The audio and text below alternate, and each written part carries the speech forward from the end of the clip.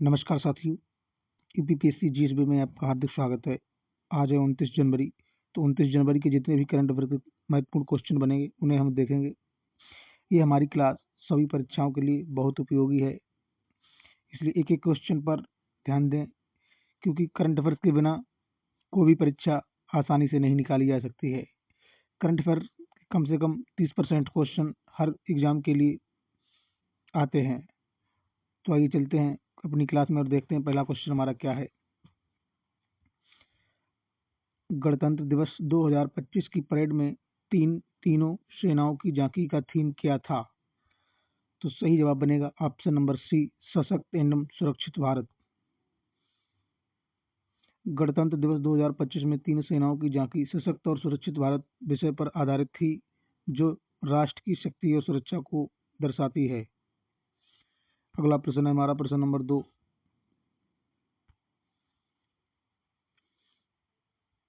प्रश्न नंबर 2 है वित्तीय स्वास्थ्य सूचकांक 2025 में ... 18 प्रमुख राज्यों में वित्तीय स्वास्थ्य बैंकिंग में शीर्ष पर है। तो सही जवाब बनेगा ऑप्शन नंबर सी, उड़ीसा।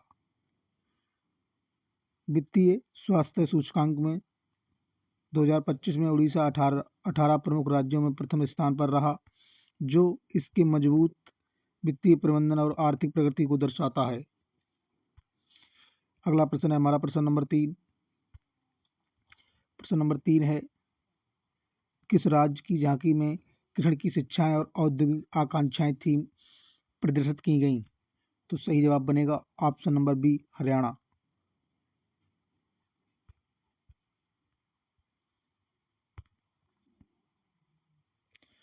हरियाणा की झांकी में भगवान कृष्ण की शिक्षाओं और औद्योगिक विकास की झलक को शानदार तरीके से प्रदर्शित किया गया।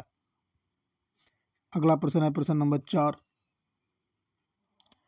प्रश्न नंबर 4 है हमारा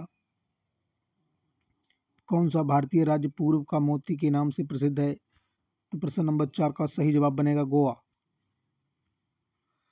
गोवा को सुंदर तटरेखा, सांस्कृतिक धरोहर और जीवंत पर्यटन के कारण पूर्व का मोती कहा जाता है।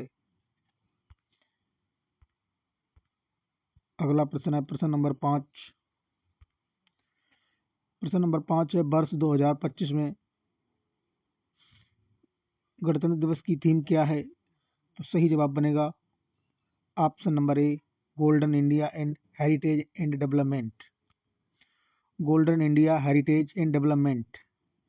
वर्ष 2025 गणतंत्र दिवस विषय भारत में गौरवशाली अतीत और विरासत संरक्षण व विकास की आकांक्षाओं को दर्शाता है।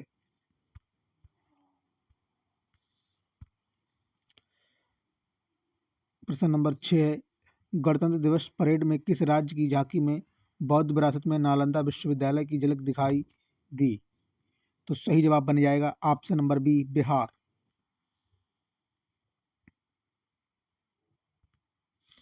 अगला प्रश्न है प्रश्न नंबर 7। पहले इसकी व्याख्या देखते हैं फिर चलते हैं। बिहार की झांकी ने उसकी समृद्ध बौद्ध विरासत और बौद्धिक शिक्षाओं में नालंदा विश्वविद्यालय के ऐतिहासिक महत्व को प्रदर्शित किया। प्रश्न नंबर 7 है हमारा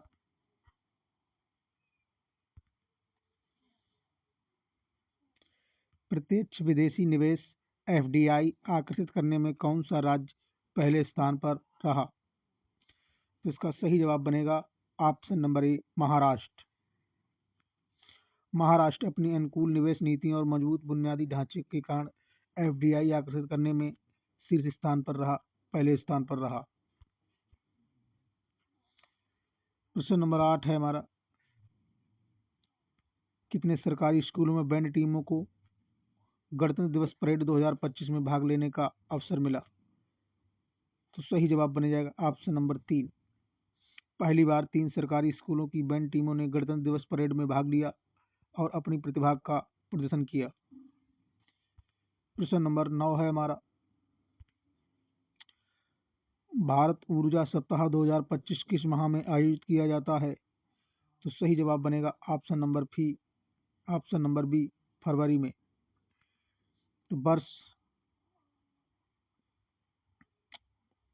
भारत ऊर्जा सप्ताह 2025 फरवरी में आयोजित किया जाएगा, जिसमें ऊर्जा से जुड़ी मुख्य चुनौतियां और प्रगति पर चर्चा होगी। प्रश्न नंबर 10 है,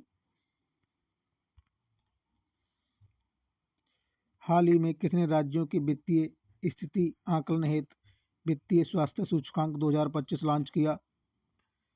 तो सही जवाब बनेगा option number B, NITI Aayog. NITI Aayog ने भारतीय राज्यों की वित्तीय स्थिरता और शासन का आकलन करने के लिए वित्तीय स्वास्थ्य सूचकांक 2025 लॉन्च किया।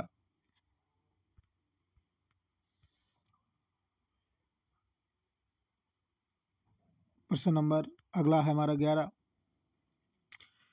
गणतंत्र दिवस 2025 के अवसर पर कुल कितने कर्मियों को वीरता और सेवा पदक से सम्मानित किया जाएगा? तो सही जवाब बनेगा ऑप्शन नंबर सी, 1942। गणतंत्र दिवस 2025 पर 1942 कर्मियों को और उनकी वीरता और उत्कृष्ट सेवा के लिए सम्मानित किया जाएगा। अगला प्रश्न है प्रश्न नंबर 12,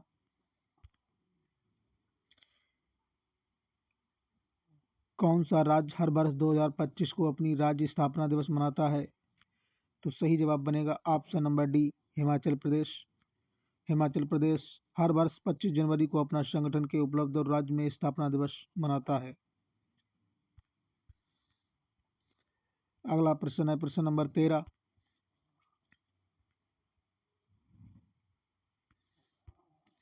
प्रश्न नंबर 13 है, बालिका दिवस के अवसर पर किस राज्य ने सम्मान संजीवनी ऐप लॉन्च किया है? तो सही जवाब बनेगा option number C, Haryana. Haryana ने बालिकाओं के कल्याण और योजनाओं को बढ़ावा देने के लिए सम्मान संजीवनी ऐप लॉन्च किया है। प्रश्न नंबर 14 है,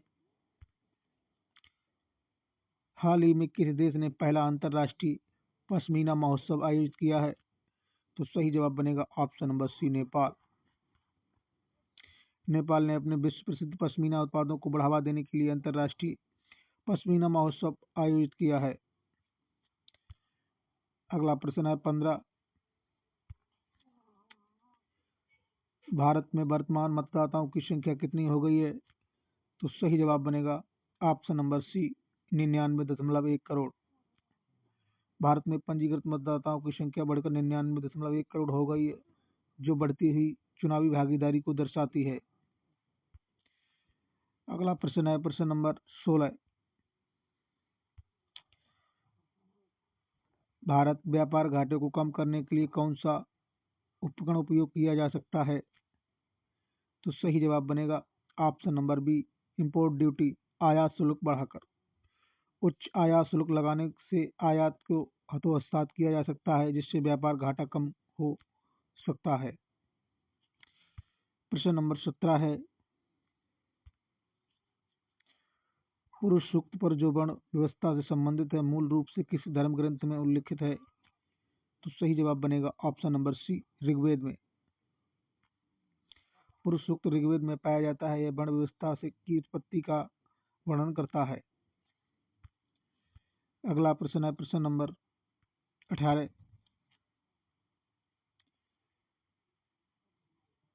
भारत में बैंकिंग प्रणाली का मुख्य नियामक कौन है? तो सही जवाब बनेगा option number A, reserve bank of India. भारतीय रिजर्व बैंक देश में बैंकिंग क्षेत्र का नियमन और निगरानी करता है। अगला प्रश्न है प्रश्न नंबर 19, प्रश्न नंबर 19 है, मगध के किस शासक को सिकंदर महान का समकालीन माना जाता है? तो सही जवाब बनेगा ऑप्शन नंबर बी, धनानंद।